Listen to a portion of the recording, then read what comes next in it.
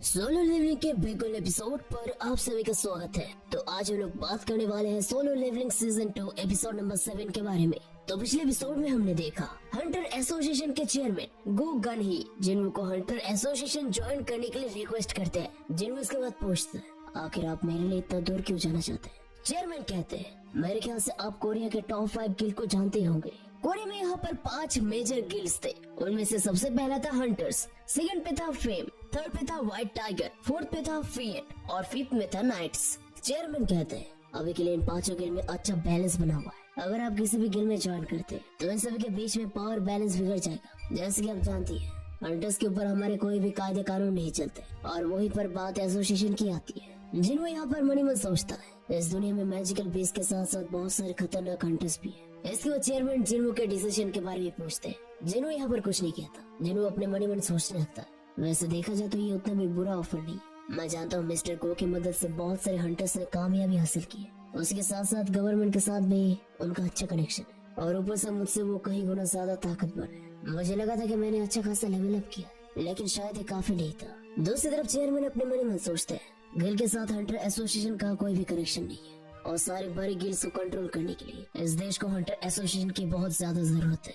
मेरी उम्र भी अभी बहुत ज्यादा हो चुका है, मेरे पास ज्यादा वक्त नहीं है। मुझे कैसे भी करके अपना सक्सेसर ढूंढना ही होगा। लेकिन इसके बाद जिन्हों कहता है मुझे माफ कर दीजिए। ये सुनकर चेयरमैन बहुत ही ज्यादा हैरान हो जाते हैं। चेयरमैन अपने मन मन कहते हैं तो आखिर में जाकर ये भी पैसे के सामने झुक गया। लेकिन तभी जिन्हों कहता है मैं लड़ना चाहता हूँ। ये सुनकर चेयरमैन बहुत ही ज्यादा हैरान हो जाते हैं। चेयरमैन पूछते हैं क्या तुम ये कहना चाहते कि तुम मैजिकल बीस के साथ लड़ना चाहते हो। जिन्हों कहता है आपने बिल्कुल सही समझा। जिन्हों अपने मन मन कहता है एसोसिएशन भी रेट में चाहता है, लेकिन वो लोग ज्यादातर डी रैंक और ई रैंक के टेंशन को क्लियर करते हैं। यानी कि अगर मैं हंटर एसोसिएशन ज्वाइन करता हूँ तो मैं और लेवल अप नहीं कर पाऊंगा और मैं हंटर होने के नाते अपने काबिलियत को और भी ज्यादा बढ़ाना चाहता हूँ। इसके बाद जिन्हों कहता है मुझे माफ कर दीजिए, डंजन मेरे लिए घर संभाले, तो मैं हंटर एसोसिएशन को ज्वाइन नहीं कर सकता। ये सुनकर चेयरमैन की आंखें खुले के खुले रह जाते हैं। चेयरमैन जिन्हों की आंखों की तरफ देखते हैं। वो देखते हैं जिन्हों बिल्कुल सीरियस है। अचानक से चेयरमैन के दिल धक धक करने लगता है। चेयरमैन अपने मन में कहते हैं मुझे पता नहीं कि लास्ट टाइम मुझे कब ऐसा महसूस हुआ था। अगर मैं आज 20 साल का होता तो मैं सन जिन्हों के साथ मिलकर टेंशन में जा पाता। इसके बाद जिन्हों वहाँ से जाने लगता है, लेकिन जाने से पहले जिन्हों जिंचुल को कहता है मिस्टर जिंचुल आपकी नजर को सच में कोई धोखा नहीं दे सकता, लेकिन मैंने उस डबल डंजन को क्लियर नहीं किया था। ये बात सुनकर जिंचुल और भी ज्यादा हैरान हो जाता है। वो सोचने लगता है कि आखिरकार किसने डबल डंजन को क्लियर किया था। जिन्हों इसके बाद वहाँ से चला जाता है। जिन्हों के जाने के बाद चेयरमैन कहते हैं जिंचुल क्या तुम्हें पता है जब सबसे पहले हीलिंग हंटर्स आए थे मुझे लगा था कि मैं अपने बुढ़ापे से बच सकता, लेकिन बाद में जाकर मुझे पता चला कि हीलिंग मैजिक मुझे जवान नहीं बना सकता। बड़े गिल्ड से ऐसे ही नए नए हंटर्स को रिक्रूट करते जाएंगे। हमारे देश का मिलिट्री ऑलरेडी उनसे कमजोर है और अगर हमने थोड़ा सा भी लापरवाही बरती तो वो लोग सभी पागल कुत्ते की तरह हमारे सर पे चढ़ जाएंगे। मुझे लगा था कि मेरे पास वो ताकत है जिसकी मदद से मैं सारे किल्स को अपने अंदर रख सकूं, लेकिन शायद मैं गलत था। जिंचुल मेरे स्केड्यूल को खाली करो और क्यों ना हम दोनों एक ड्रिंक ले जाए। जिंचुल कहता है लेकिन सर आपका आज मीटिंग है। लेकिन यहाँ पर चेयरमैन कुछ नहीं सुनते। वो कहते हैं कि अभी उनका मीटिंग करने का कोई भी मूड नहीं है। इसके बाद हमें वाइन दोंगसो के एक सपने पे ले जाया जाता है जहाँ पर जिन्हों के फादर वाइन दोंगसो का बहुत ही बढ़िया तरीके से धुलाई कर रहे थे। इसके बाद वाइन दोंगसो जैसे अपने सपने से जागता है वो देखता है कि वो हॉस्पिटल में ही है। हमें यहाँ पर वाइन दोंगसो का हालत देखने मिलता है जो बहुत ही बदतर था। इसके बाद वहाँ पर कोरिया के हंटर एसोसिएशन के डायरेक्टर आते हैं। वाइन दोंगसो पूछता है आपको अभी मुझसे क्या काम है। डायरेक्टर यहाँ पर सीधा पूछते हैं मैं बस एक ही चीज जानना चाहता हूँ क्या संग इलवान सच में एक मैजिकल बीस्ट था। वाइन दोंगसो यहाँ पर कहता है तो आप मुझसे ये कहना चाहते कि मैंने एक इंसान के ऊपर हमला किया। डायरेक्टर इसके बाद वाइन दोंगसो को एक फुटेज दिखाते हैं जहाँ पर जिन्हों के फादर आग से कुछ लोगों की मदद कर रहे थे। डायरेक्टर कहते हैं अगर वो मैजिकल बीस्ट होता तो इंसानों का मदद क्यों करता। क्या तुम्हें अभी भी लगता है कि ये एक मैजिकल बीस्ट है। वाइन दोंगसो यहाँ पर पलटा क्वेश्चन करता है। वाइन दोंगसो कहता है तो आप मुझे एक चीज बताइए क्या कभी किसी इंसान ने किसी इंसान को डंजन से बाहर निकलते हुए देखा है। ये सुनकर डायरेक्टर चुप हो जाते हैं। डायरेक्टर इसके बाद जाने से पहले कहते हैं जो भी हो तुम्हारी तबीयत ठीक होने के बाद एक बार ब्यूरो पे आना, मुझे तुम्हें कुछ जरूरी बताना है। वाइन दोंगसो यहाँ पर पूछता है वैसे संग इलवान कहाँ पर है। डायरेक्टर कहती है उस फाइट के बाद ही वो वहाँ से गायब हो गया था। ब्यूरो के लोग उसे ढूंढने की तो कोशिश कर रहे थे, लेकिन अभी तक वो हाथ में नहीं लगा है। वाइन दोंगसो इससे काफी ज्यादा फ्रस्ट्रेट हो जाता है। उसे एक बार फिर से जिन्हों के फादर की कही हुई बात याद आता है। जिन्हों के फादर ने यहाँ पर साफ साफ उसे वार्निंग दिया था कि वो कभी भी अगर कोरिया में आया तो वो जिंदा नहीं बचेगा, यहाँ तक कि मौत के बाद भी उसे शांति नहीं मिलेगा। वांग दोस्तों अपने मन कहता है, आखिरकार उससे मुझे धमकाने का हिम्मत कैसे हुआ। मैं ऑलरेडी जानता कि वो कहाँ पर गया है। मुझे सबसे पहले गिल से कांटेक्ट करना होगा और कुछ मैजिकल आइटम की मदद से मैं उसे आसानी से पकड़ सकता हूँ। बस मेरे एक बार चोटें ठीक हो जाए, मैं तुझे मारने के लिए जरूर आऊंगा। इसके बाद हमें जिन्हो के पास ले जाया जाता है। जिन्हो ऑनलाइन मार्केट में अपने लिए कुछ अच्छा सा इक्विपमेंट ढूंढने की कोशिश कर रहा था। रेड्स के दौरान जो आइटम्स यहाँ पर पाए जाते हैं वो ज्यादातर ऑक्शन या फिर किसी हंटर को बेचा जाता है। कोरिया में बहुत सारे हंटर्स हैं, इसी वजह से इन आइटम्स का ऑक्शन किया जाता है। एक अच्छा आइटम एक हंटर का जान भी बचा सकता है। डी रैंक और ई रैंक के हंटर की कमाई कम होने की वजह से वो लोग अच्छे इक्विपमेंट नहीं खरीद सकते और इसी वजह से वो लोग स्ट्राइक स्क्वाड या फिर रेगुलर रेड्स में जाते हैं। हर एक मैजिकल इक्विपमेंट का कुछ न कुछ एबिलिटीज होता है, यहाँ तक कि एक डी रैंक के इक्विपमेंट खरीदने के लिए भी बहुत ज्यादा पैसे चाहिए होता है। और हाई रैंकिंग के हंटर्स जो इक्विपमेंट यूज करते हैं उसकी कीमत कभी कभी मिलियंस या फिर कभी कभी बिलियंस में भी होता है। और कभी कभी ऐसा भी होता है कि अपने पैसों से इक्विपमेंट खरीदना पॉसिबल नहीं होता, जिसकी वजह से उन लोगों को फंड्स के ऊपर निर्भर होना पड़ता है। जिन्हो यहाँ पर कहता है, मैंने सोचा था कि मेरे पास बहुत पैसे होंगे लेकिन शायद अभी भी ये कम है। जिन्हो यहाँ पर डेमन कैसल जाने का प्लान कर रहा था क्योंकि जिन्हो और भी ज्यादा हायर लेवल्स पे अभी जाने वाला था, तो जिन्हो का सामना हायर लेवल मॉन्स्टर के साथ भी होने वाला था। और इसके साथ साथ डेमन कैसल के अंदर आग के लपटे फैले हुए होते हैं। जिन्हो को एक ऐसा आइटम चाहिए था जिसकी मदद से वो आग से बच सके। जिन्हो एक बार फिर से अपने स्टोर खोलता है लेकिन वहाँ पर जिन्हो के काम का कुछ भी नहीं था। जिन्हो के पास अभी इकलौता काम का चीज था वो मैजिकल ऑर्ब, जिसकी मदद से किसी का भी मैजिकल पावर को 2 गुना बढ़ाया जा सकता था। जिन्हो इसे ऑक्शन पे बेचने का डिसाइड करता है लेकिन जिन्हो मन ही मन कहता है, मुझे पता है कि मैं इसे बहुत ही अच्छी कीमत में बेच सकता हूँ क्योंकि ये चीज इलीगल नहीं है, तो मुझे इसे ब्लैक मार्केट पे बेचने का कोई जरूरत नहीं है। लेकिन मैं अगर ए रैंक के हंटर होकर इस आइटम को बेचने जाऊँ तो शायद लोगों को इसके ऊपर डाउट हो सकता है। मेरा नया लाइसेंस आने में अभी भी बहुत वक्त है। अगर मेरे पास ए रैंक के डंजन में जाने का रिकॉर्ड होता तो मैं इसे बिना कोई परेशानी के बेच सकता था। और वैसे ही कोई ए रैंक के हंटर को हाई रैंकिंग के डंजन में नहीं लेगा।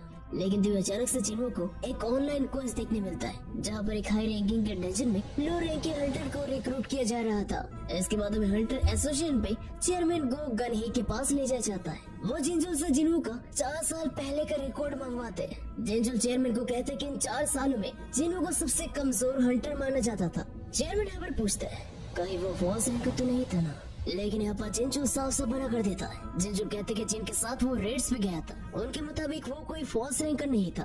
तो चेयरमैन यहाँ पर एज्यूम करते कि री एवेकनिंग हाल ही फिलहाल में हुआ होगा। लेकिन जिंजू कहता है अगर ये सच होता तो वो अपने साथियों को डबल डंजन में मरने नहीं देता। इसके बाद चेयरमैन जिन्हो के रिकॉर्ड्स भी देखते हैं जहाँ पर उन्हें पता चलता है कि जिन्हो को लगातार चोट लगते रहता था। इसके बावजूद भी वो अपना हंटर का कैरियर कंटिन्यू करते जाता है। इसके बाद जिन्हो की फैमिली का कंडीशन बताते हैं। इन सब बातों को सुनकर चेयरमैन कहते हैं ऐसे लोग आजकल के दुनिया में बहुत कम मिलते हैं। तभी अचानक से जिन्हो कहते हैं कि जिन्हो बहुत ही जल्दी एक रेड पे जाने वाले और वो भी हंटर्स गिल के साथ। ये सुनकर चेयरमैन बहुत ही ज्यादा हैरान हो जाते हैं। चेयरमैन अपने मन ही मन कहते हैं लगता है आखिर में जाकर वो भी सिर्फ बातें ही बनाना चाहता है। लेकिन तभी जिन्हो कहते हैं कि वो हंटर्स गिल का माइनिंग टीम का हिस्सा है। ये सुनकर चेयरमैन और भी ज्यादा हैरान हो जाते हैं। इसके बाद में हंटर्स गिल के ए रैंक के डंजन में ले जाया जाता है जहाँ पर जिन्हो एक माइनर के तौर पे काम करने वाला था। सबसे पहले वो लोग जिन्हो का डिटेल्स चेक करते हैं जहाँ से उन लोगों को जिन्हो का रैंक और क्लास पता चलता है। सारी डिटेल्स देखने के बाद माइनिंग ग्रुप का लीडर जिन्हो को सारा काम समझा देते हैं। एक हाई रैंकिंग गेट में रेड करने के लिए 3 टीम्स होते हैं। सबसे पहला होता है स्ट्राइक स्क्वाड जो मैजिकल बीस्ट के साथ लड़ाई करते हैं। दूसरा होता है माइनिंग ग्रुप जो डंजन के अंदर से क्रिस्टल्स को बाहर निकालते हैं। और तीसरा है हॉलिंग ग्रुप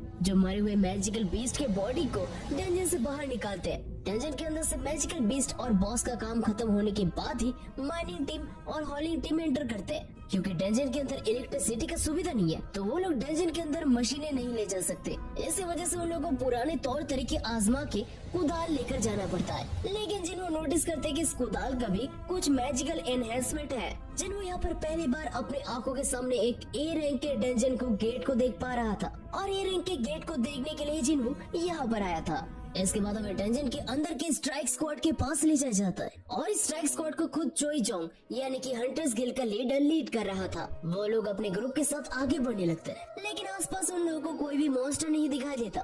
चोई जोंग यहाँ पर कहता है मैंने जितना सोचा था हमें उससे ज्यादा वक्त लग रहा है और अगर ऐसे चलता रहा तो हम लोग बाकी टीम्स का रूटीन खराब कर देंगे। तभी तभी अचानक से उनके सामने बड़े बड़े जायंट मॉन्स्टर्स आ जाते हैं। चोईजोंग चुटकी बचा के आग का चिंगारी जलाता है और इसके बाद उस चिंगारी को उन जायंट मॉन्स्टर की तरफ फेंकता है और देखते देखते वो आग का चिंगारी बहुत बड़े फायर स्पेल में बदल जाता है जो जायंट मॉन्स्टर्स को जला के रख देता है। पूरा डंजन यहाँ पर आग के लपटों में घिरा हुआ था। डंजन के आसपास के आग के लपटों से बचने के लिए चोईजोंग अपने टैंकर्स को तैयार होने के लिए कहता है। चोईजोंग का ऑर्डर सुनते ही सारे टैंकर्स अपना शील्ड लेकर तैयार हो जाते। सारे दूसरे हंटर्स चोईजोंग की एबिलिटीज को देखकर बहुत ही ज्यादा हैरान हो गए थे। चोईजोंग यहाँ पर कहता है, मैंने थोड़ा आसानी पर किया ताकि हम लोग मॉन्स्टर की बॉडीज को फिर भी यूज कर सके, लेकिन मेरे ख्याल से अभी तक उनका काम तमाम हो चुका होगा।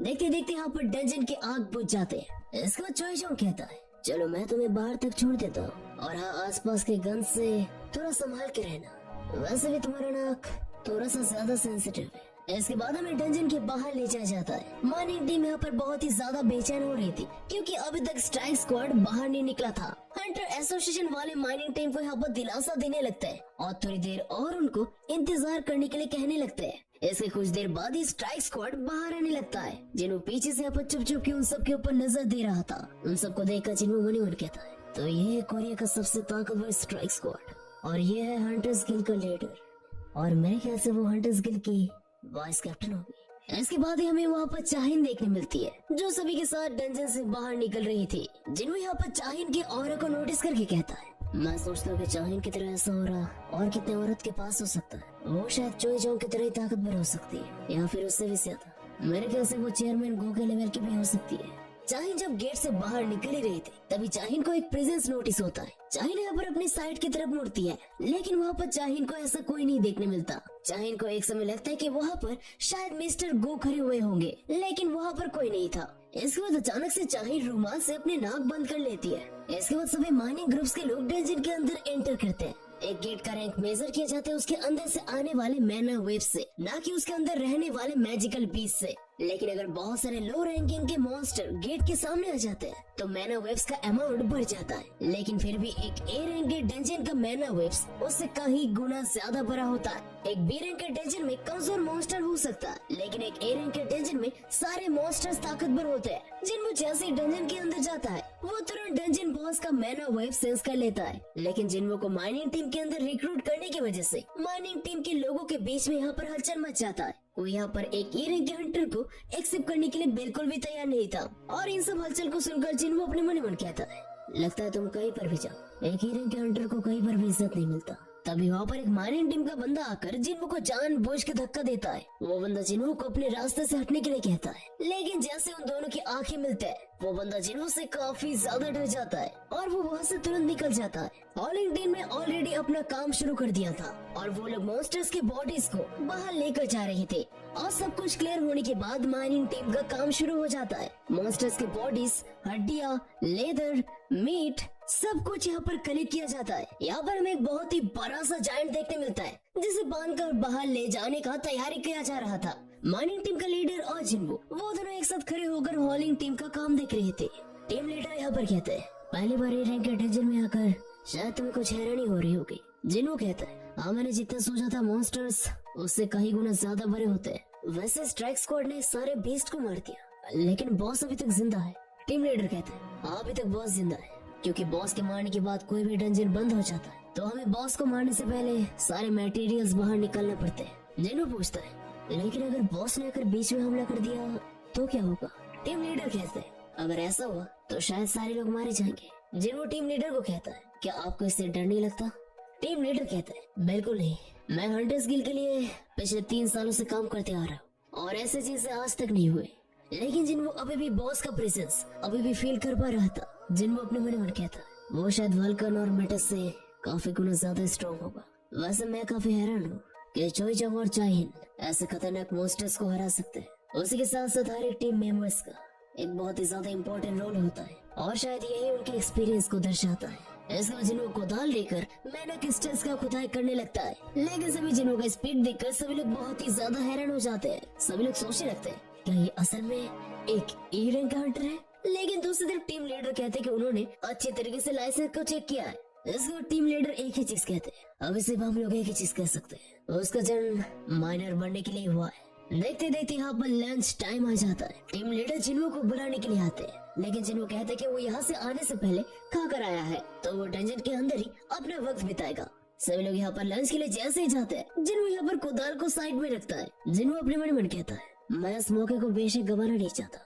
मेरे पास लगभग 1 घंटे का टाइम है। मैं सिर्फ एक झलक बॉस को देखना चाहता। जिन्हों यहाँ पर तेजी से बॉस रूम की तरफ बढ़ने लगता है, और जिन्हों जैसे ही बॉस रूम के क्लोज पे जाता है, जिन्हों वहाँ पर एक जायंट जैसा मॉन्स्टर देखता है। जिन्हों अभी भी बॉस मॉन्स्टर का प्रेजेंस फील कर पा रहा था। जिन्हों अपने डैगर को समन करता है और अपने मन में कहता है, मैं चाहूँ तो इसे मार सकता हूँ, लेकिन दूसरी तरफ मुझे इस बॉस को मारने का कोई भी इजाजत नहीं है। अगर मैं बॉस को मारने चाहूँ तो ये डंजन पूरी तरीके से क्लियर हो जाएगा और गिल को भी पैसे की नुकसानी होगी। लेकिन जिन्हों जब ये सब कुछ सोच ही रहा था, तब अचानक से जिन्हों को पीछे से कोई बुलाने लगता है। जिन्हों यहाँ पर थोड़ा सा डर जाता है। इसके बाद में एक लड़की का आवाज सुनाई देता है। वो लड़की कहती है, तुम वहाँ पर क्या कर रहे हो? जिन्हों यहाँ पर कुछ नहीं कहता। एक बार फिर से वो लड़की कहती है, मैंने तुमसे कुछ सवाल पूछा। मैंने पूछा कि तुम यहाँ पर क्या कर रहे हो? जिन्हों तुरंत अपने डैगर को छिपा लेता है। इसके बाद जिन्हों कहता है, मैं बस यहाँ पर घूमते घूमते खो गया था। इसके बाद हमें देखने मिलता है कि वो लड़की चाहीन थी। चाहीन कहती है, क्या तुम माइनर टीम का हिस्सा हो? इस जगह से अभी के अभी चले जाओ। सामने बॉस रूम है, वो कभी भी आकर हमला कर सकते हैं। जिन्हों अपने मन में कहता है, मैं जानता था कि चाहीन बहुत ही ताकतवर है, लेकिन ऐसे बिना कोई सुराग के मेरे पीछे आ जाना, ये मैंने कभी नहीं सोचा था। तभी अचानक से चाहीन नोटिस करती कि जिन्हों के हाथ में जो टैगर था वो अचानक से गायब हो चुका है। ये देखकर चाहीन बहुत ही ज्यादा हैरान हो जाती है। एक बार फिर से चाहीन जिन्हों को यहाँ से जाने के लिए कहती है। जिन्हों से माफी मांगकर जैसे जाने लगता है, तभी अचानक से चाहीन जिन्हों को रोक लेती है। अचानक से चाहीन जिन्हों को सूंघने लगती है। वो अपने मन ही मन कहती है, उसका स्मेल बिल्कुल भी गंदा नहीं है। जिन्हों इसके बाद पूछता है, क्या कोई दिक्कत है? इसके बाद चाहीन पूछती है, क्या तुम सच में एक हंटर हो? चाहीन इसके बाद जिन्हों की आईडी कार्ड देखती है, जहाँ पर वो जिन्हों का नाम और रैंक देखती है। इसके बाद चाहीन कहती है, मुझे माफ कर देना, तुम अभी जा सकते हो। इसके बाद जिन्हों वहाँ से जाने लगता है, लेकिन चाहीन जिन्हों के बारे में सोच रही थी। चाहीन अपने मन ही मन कहती, भले वो लो रैंक का है, लेकिन उससे मुझे बदबू नहीं आ रही थी, बल्कि वो काफी अच्छा स्मेल कर रहा था। And that's it for the Solo Leveling Season 2 episode number 7। तो एपिसोड आप लोगों को कैसा लगा, सबसे मेरे को से कमेंट करके बताओ। एंड वीडियो अच्छी तो वीडियो को ऑब्वियसली लाइक कर दो, एंड चैनल में ना तो चैनल को सब्सक्राइब कर दो। तो बस मिलते हैं अगले वीडियो के साथ, तब तक के लिए बाय बाय।